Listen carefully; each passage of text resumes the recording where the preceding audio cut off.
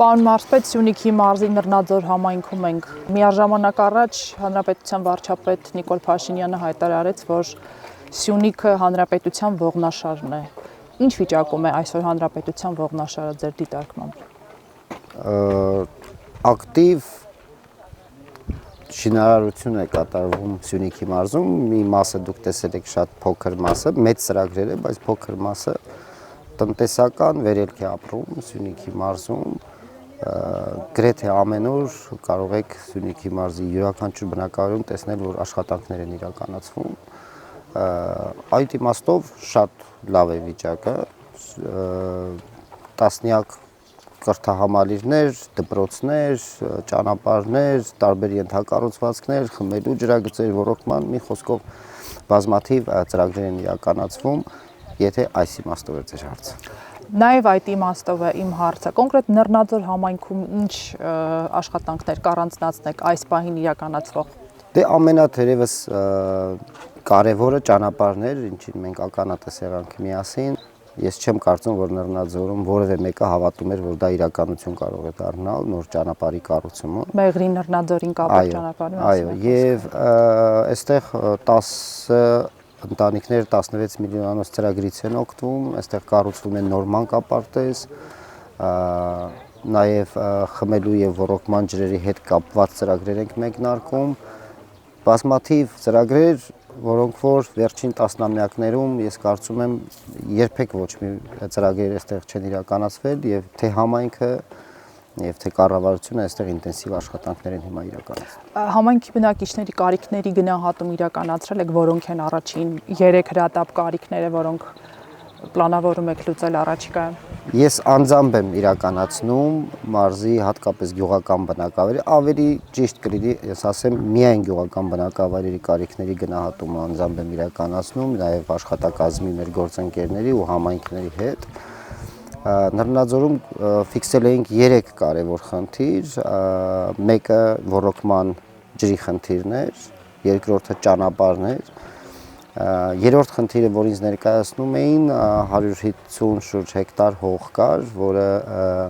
արդարադատության նախարարության բալանսում էր գտնվում եւ անհասանելի էր բնակիչներին եւ կառավարության որոշմամբ այն տրվեց գյուղի կոոպերատիվին, ստեղծվեց կոոպերատիվ եւ տրվեց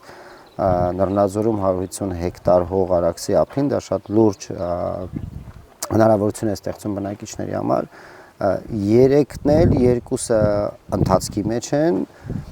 խոսքը վերաբերում է ճանապարհին եւ 150 հեկտարը, այսինքն այգի հիմնելու process-ի մեջ են։ Երրորդը ոռոգման եւ խմելու ջրի հարցը ինքը նախագծային փուլում է։ Բայց բացի այդ խնդիրներից կան բազմաթիվ փոքր խնդիրներ, որոնք որ մի մասը կամ արդեն լուծել ենք, մյուս մասը ընթացքի մեջ է։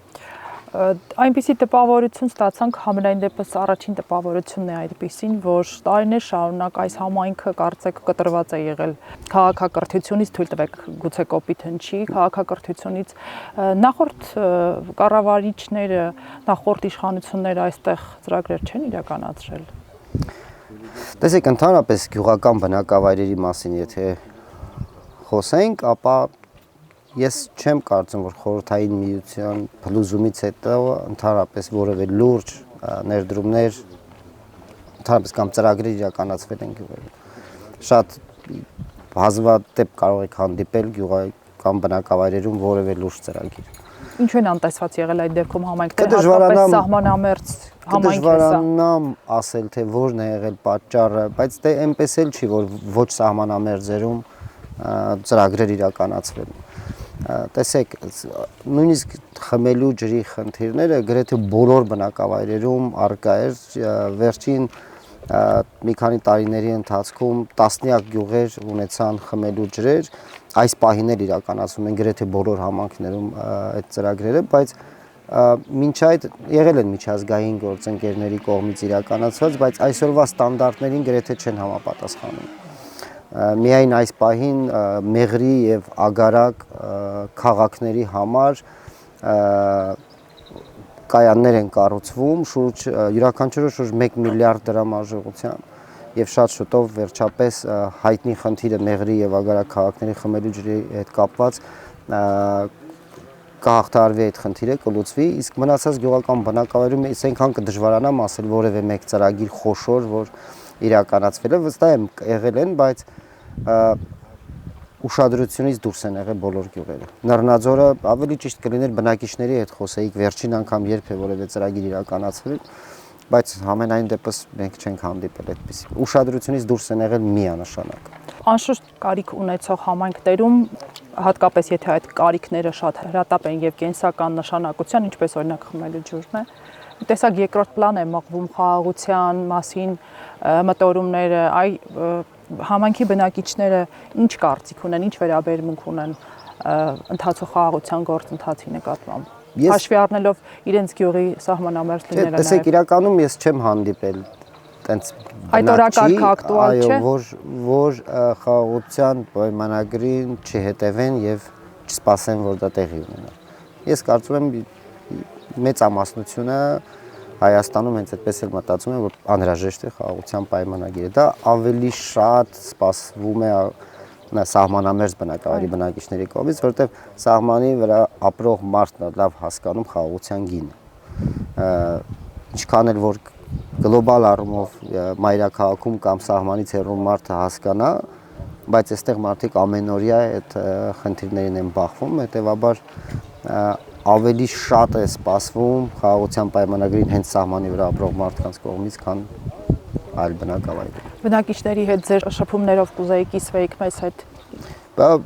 Հատկապես գյուղերում բնակիչները ավելի շատ հույս են տալիս մեզ։ Տեսեք, հիմա մենք որտեղ ենք գտնվում։ Հայաստանի ամենահեռավոր բնակավայրում։ Նույնիսկ այստեղից Մեղրի հասնելը ինքը այդքան էլ դյուրին գործ չէ։ Մարդիկ ապրում են եւ իրենց ապրելով իրենք օրինակն են ծառայում։ Ինձ համար իրենք հերոսներ են։ Բոլոր այն մարդիկ, ովքեր ապրում են հեռու ու այսպիսի թերի զարգացած ենթակառուցվածքներով բնակավայրերում։ Այդ նույն հերոսությունը կարող ենք տեսնել այսօր Խոզնավար, Վաղատուր, Խնածախ, Որոտանը, Խնձորեսկները եւ ներքին եւ մեծ Գորնի ձորը եւ այսպես կարող ենք Շուրնուխը, հա, այսպես որ կարող է մի բնակավայր մոռանամ, բայց այն բոլոր բնակավայրերը, որոնք որ հեռու են, մարդիկ ապրում են իրենք հերոս։ Ու իրենք այն օրինակն են, որ թե ինչ է իրենց համար նշանակում հայրենի հող։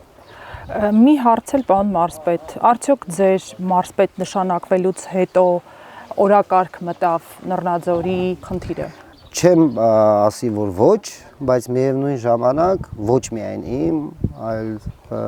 շուրջ 2 կամ 3 տարի առաջ նաև վարչապետի հանձնարարականն էր, բոլոր այսպիսի գյուղերը, որոնք հեռու են, ես միշտ է եղել այդ հանձնարարականը, բայց կոնկրետ Նռնաձորի մասով շուրջ 2 տարի է մենք վարչապետի հանձնարարականն էլ կա, պարտադիր ամեն ինչ աներ, որպեսզի կյանքը փոխվի այսպիսի գյուղերում, ինչն էլ իրականացնում ենք։ Նույն 150 հեկտար հողերը, որոնց մասին որ խոսում ենք, դա ուղիղ վարչապետի հանձնարարականն էր եւ ողջ ընթացքում հետևում էր անձամբ գործընթացին, որպեսզի այդ հողերը հասնեն գյուղացիներին։ Վերջին անգամ վարչապետը երբ է եղել Նռնաձորում։ Եթե չեմ սխալվում, 1 ամիս էլ չկա, որ ինքը այստեղ ա եղել։ Իսկ ես կարծում եմ շուրջ 10 անգամ կլինեմ, եթե ոչ ավել, չեմ հաշվել։ Կոնկրետ պարոն Խուդատյանը, պարոն նախարարը արդեն երկրորդ անգամ է այստեղ եւ ոչ միայն ինքը, ելի նախարարներ, տարբեր պաշտոնյաներ այցելում են Նռնաձոր։ Շատ հաճախ դա իմ առաջարկն է լինում, բայց այնպես է, որ մարդիկ գալիս են եւ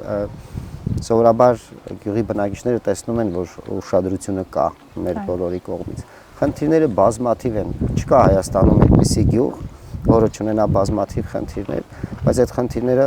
ըստ առաջնահերթությամբ համայնքների հետ միասին սահմանում ենք առաջնահերթությունները եւ հերթով լուծում։ Բարդ է լինելու, բայց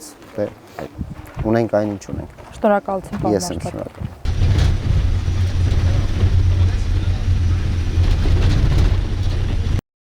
Չմոռանաք հավանել տեսանյութը եւ բաժանորդագրվել Civic AM-ի YouTube-յան էջին։